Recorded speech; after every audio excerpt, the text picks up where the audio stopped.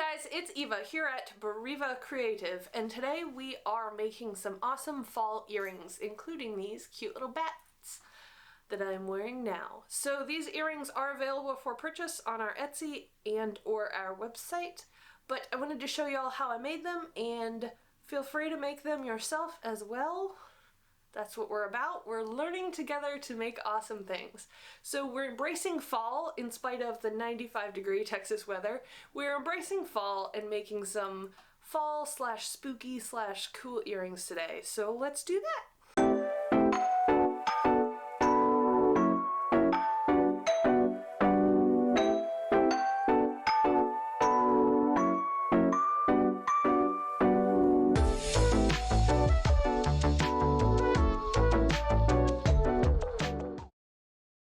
Alright, jumping right into these awesome fall earrings, we're going to start off with a series of bats. So to make this 3D print file, I traced a bat, and then I made a version with 2 holes, one in each wing, and then a version with 1 hole, and that will be the bottom one for each earring. You'll see that later. Now that these are done printing, I'm just going to pop them off this print bed and get started on chaining them together. I think they're so freaking adorable. I'm so happy with how they came out. And I'm going to be doing 3 bats per earring. And I'm just using a bunch of jump rings to connect everything together. So I'm using 3 jump rings so that they hang just right and dangle in a way that I like. You could use segments of chain that are really short for this, or just a single jump ring if you want it to jangle a little bit less. But I was super happy with how 3 jump rings in series turned out with the 3 bats, and I think they're so cute. It's really easy to put these together. You just kind of open the jump rings, chain them, loop them through those little holes that I designed in the bats, and then loop the next jump ring on and continue from there. I love how with the 3D printer I can make almost any charm in almost any color, and it comes out amazing almost every time. I definitely recommend, if you're doing something like this yourself, please have 2 pliers. I've tried to do it with just 1 and like my fingers pinching the other, and it's next to impossible to get that jump ring open. I've also seen the little jump ring rings that help you pry them open, and pliers are by far the best way to do this. A couple of jewelry pliers are super cheap on Amazon, so definitely do that. So the next pair of earrings, I was testing how well the 3D printer did with itty bitty little things. I'm essentially printing my own sequins here with these leaves, and I'm actually thrilled with how they came out. And this is also my first time really using UV resin. I absolutely loved learning how to work with this. It's super easy to work with, and again, super cheap on Amazon, so get yourself some. So to layer all of this together, I start out by putting first a clear layer of resin at the bottom. This is going to be my base to make sure none of the leaves stick out the back. So I just do a really thin layer of that first, pop out any bubbles, and then pop that UV light on there to make it cure. So next I add a tiny bit more resin, just enough to get the leaves to stick, and I pop that right on there and then start arranging my leaves. I want them to look random. Piles of leaves are not patterned or organized or anything, so I want them to look nice and random, but at the same time I kind of want the earrings to match, so I'm doing similar colors in the same places and whatnot. And then after that I'm coming back in with that gold leaf that I bought, and a little goes a long way with this. You can probably pull apart a single gold flake, and that will be plenty for these earrings. So I'm just popping that in and around where I like it, where it looks nice, and then topping that with another layer of resin, and then just popping all bubbles as I go along and curing.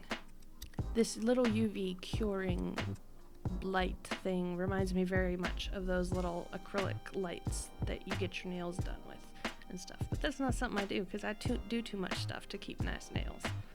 So now I'm going back over everything with 1 more layer of resin just to make sure the top is nice and smooth and happy, and getting that all cured. Then I pull it off the tape, trim off any oozy bits, and pop it under the resin lamp 1 more time just to make sure everything's nice and hard. Then again, I'm using jump rings just to connect these to some earring hooks. I'm using gold to go with the black, and I'm using gold leaf inside of these earrings. I also made a pair of white ones with silver accents, so definitely check those out on my Etsy store later, but I'm just showing the black ones. They're essentially the same thing. Again, super thrilled with the 3D printer. I can essentially make these bezels, which is the shape that these resins are poured into. I can make any shape I want, and the 3D printer allows me to do that, which is so awesome. And last but not least, we're gonna make some ghosty boys. So again, I designed these on my 3D printer and I printed them off with some cool glow-in-the-dark filament that I found and I absolutely love. Unfortunately, the glow-in-the-dark filament kind of doesn't come out as smooth as I would like, so I decided to coat them with kind of a semi-transparent layer of white resin so that these ghosts are nice and smooth and super shiny and extra spooky.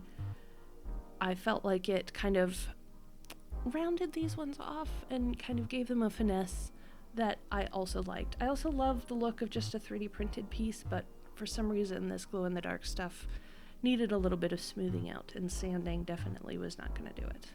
So I just added a couple dots of white opaque alcohol dye to this same resin that I used in the previous earrings, and I kind of smooth that around the little ghosts one side at a time because it does run and I don't want it to get into those little eye holes and fill up the eye holes, because I got it to do that once and the earring's essentially ruined. I guess I could drill it out, but it's not going to look right, so it's a loss if the eyes get filled up with resin. So I'm doing one side at a time just to make sure that I don't mess anything up while I'm waiting. And now we're flipping over to the back and kind of dabbing it on there, same process. I'm using these little silicone tools that came with the resin set, and I actually love them because you can just pop them under the light when you're done and it cures the resin on them, but since they're flexible you just kind of pull them off and the resin pops right off and everything is fabulous.